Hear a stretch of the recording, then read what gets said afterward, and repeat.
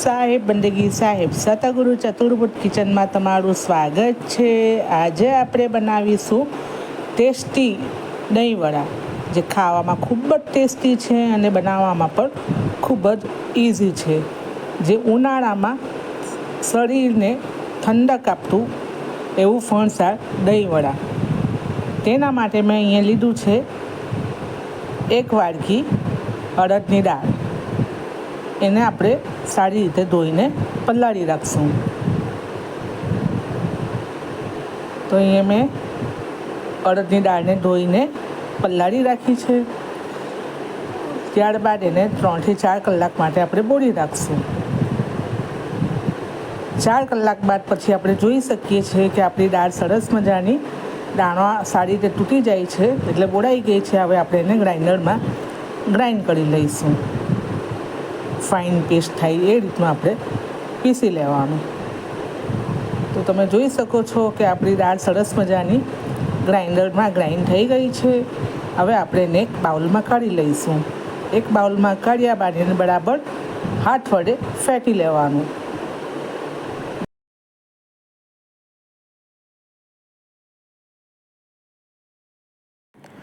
આપણું ખીરું બરાબર ફેટાઈ ગયું છે।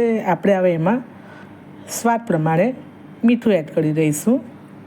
ત્યારબાદ આપણે બરાબર મિક્સ કરી લઈશું। હવે આપણું મીઠું એડ કરી આપણે બરાબર એને મિક્સ કરી લઈએ છીએ। હવે મેં તેલ ગરમ કરવા મૂક્યું હતું, તે તેલ થઈ ગયું છે। તો હવે આપણે તળી લઈશું।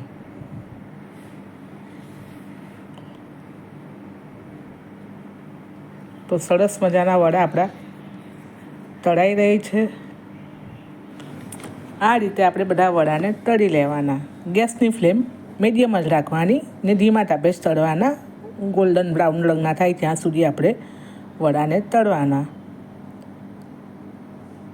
તો વડા સરસ મજાના તળાઈ ગયા છે।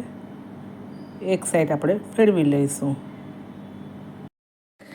વિડીયોમાં આગળ વધવા પહેલાં જો તમે ચેનલ પર નવા હોય તો ચેનલને સબસ્ક્રાઈબ કરી લેજો, જેના થકી તમને સૌથી પહેલાં રેસીપી મળે। તો આપણા વડા સરસ મજાના તળાઈ રહ્યા છે। હવે આપણે એને કાઢી લઈશું। તે જ રીતે આપણે બીજા બધા પણ વડા તળી લઈશું।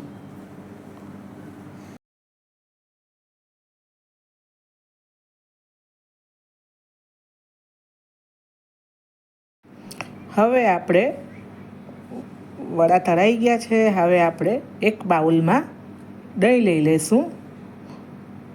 જે વજનમાં મેં 400 ગ્રામ છે ને માપ પ્રમાણે એક બાઉલ લીધું છે। અહીં મેં મોડું પંજાબી દહીં લીધું છે। એને આપણે બરાબર ફેંટી લઈશું। હવે આપણે દહીંને ફેંટીને સાઈડ પર મૂકી દઈએ।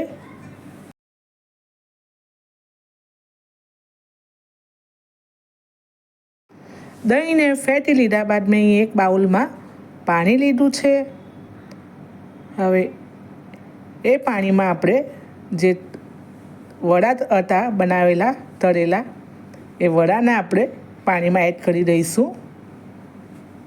5-1 મિનિટ પૂરતું, 5-10 મિનિટ પૂરતું પાણીમાં બોળાય ત્યાં સુધી આપણે જે ફેંટેલું દહીં છે એમાં આપણે સ્વાદ પ્રમાણે ખાંડ લઈ લઈશું। આપણે જેટલી મીઠાશ જોઈએ એટલી। તો અહીંયા મેં 2 ચમચી ખાંડ એડ કરી છે।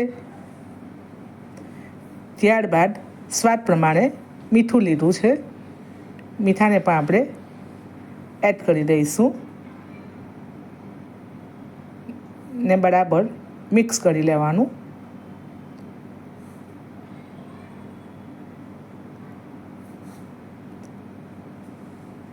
અહીંયા મને ખાંડ થોડી ઓછી લાગી છે એટલે પાછી એડ કરી છે। હવે જે પાણીમાં વડા બોળેલા હતા એને 2 હાથની હથેળીની મદદથી આપણે દબાવીને લઈ લઈશું।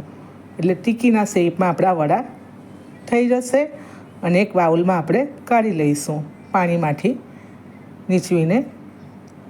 ત્યારબાદ આપણે એમાં ફેંટેલું દહીં, જે ખાંડ અને મીઠું નાખીને મિક્સ કર્યું હતું તે દહીં વડા પણ આપણે પાથરી દઈશું। દહીં ઉપર આપણે શેકેલા જીરાનો પાવડર, સંચળ પાવડર, લાલ મરચું પાવડર સ્પ્રિંકલ કરી દઈશું. તો રેસ્ટોરન્ટ કરતાં વધારે ટેસ્ટી અને સ્વાદિષ્ટ એવા આપણા દહીંવડા બનીને તૈયાર છે. તો જો તમને આજની મારી રેસીપી ગમી હોય તો ચેનલને લાઈક કરજો, સબસ્ક્રાઈબ કરજો અને અવનવી વાનગીઓ શીખવા માટે જરૂરથી કોમેન્ટ કરજો. સાહેબ બનગી સાહેબ.